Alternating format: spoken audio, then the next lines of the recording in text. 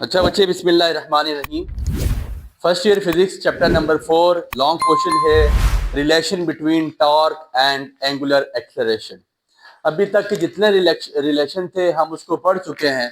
Common सा concept है, छोटा सा कंसेप्ट है, कोई इतना लेंथी क्वेश्चन नहीं है। 5 मिनट में इंशाल्लाह आपको क्लियर हो जाएगा। मेरी बात पे बच्चे जरा गौर कीजिएगा।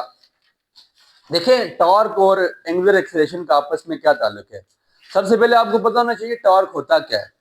आपको पता, turning effect of a force is called torque. और एक्सेलरेशन क्या है, rate of change of velocity with respect to time is called acceleration. और हम रिलेशन निकाल के भी आ चुके थे आज से पहले, लीनियर एक्सेलरेशन का एंगुलर एक्सेलरेशन के साथ, लीनियर डिस्प्लेसमेंट का एंगुलर के साथ, लीनियर वेलोसिटी का एंगुलर वेलोसिटी के साथ। अब टॉर्क का हमने एक्सेलरेशन निकालना है किसके साथ, एंगुलर एक्सेलरेशन के साथ। दो बातें बच्चे याद रखिएगा। आपको पता है टॉर्क किसके इक्वल है, torque equals to R cross F. ठीक है जी। The turning effect of a force measured by a quantity known as torque. ठीक हो गया। तो tau is equal to R cross F. तो tau is equal to R F. Cross product को खत्म किया जाए तो साइन थीटा आता है। क्यों आता है ये आपको बखूबी पता है।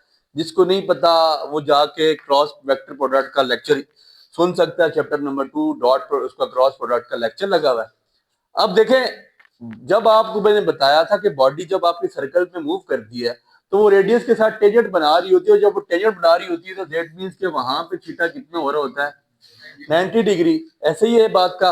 और जब थीटा 90 आ गया तो tau is equal to R F sine 90। और आपको इस बात का बखूबी इल्म है कि साइन 90 मेरे पास किसके इक्वल होता है, 1 के। ठीक है जी। तो दैट मींस कि tau is equal to R F. This is equation number A. यहां तक किसी को कोई प्रॉब्लम नहीं है। Tau is equal to R F आ जाएगा। इसके बाद बच्चे एक बात पे जरा गौर कीजिए। मुझे पता है, मुझे क्या पता है, F is equal to M A. Newton ने क्या कहा, फोर्स किसकी इक्वल है, एम ए। कैसे ही है, न्यूटन का सेकंड है। F is equal to M A. और मुझे एक और बात पता है, तो एक्सेलरेशन किसके इक्वल है, A is equal to R alpha. A is equal to R alpha.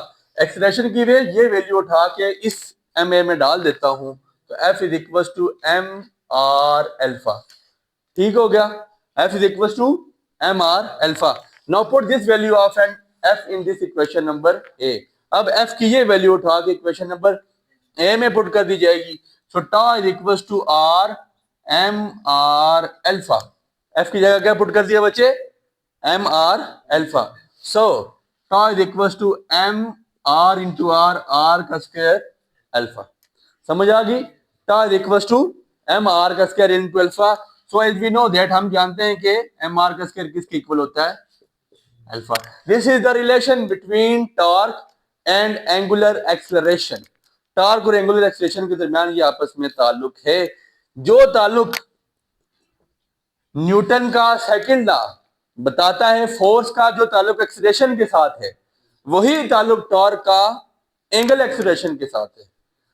Force का जो ताल्लुक, देखिए गौर कीजिएगा, फोर्स बढ़ती जाएगी, एक्सेलरेशन आपका इंक्रीज होता जाएगा। फोर्स घटती जाएगी, एक्सेलरेशन आपकी घटती जाएगी। लेकिन यहां पे टॉर्क के केस में क्या है, आपका टॉर्क इंक्रीज होगा, टॉर्क है रोटेशनल फोर्स, तो आपका एंगुलर एक्सेलरेशन भी बढ़ता जाएगा।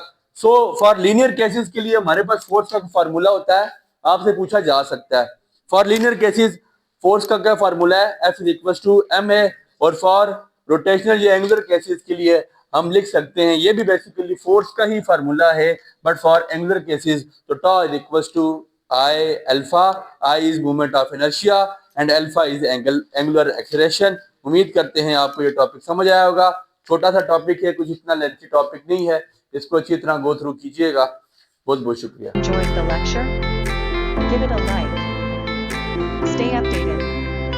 Like, subscribe, and comment.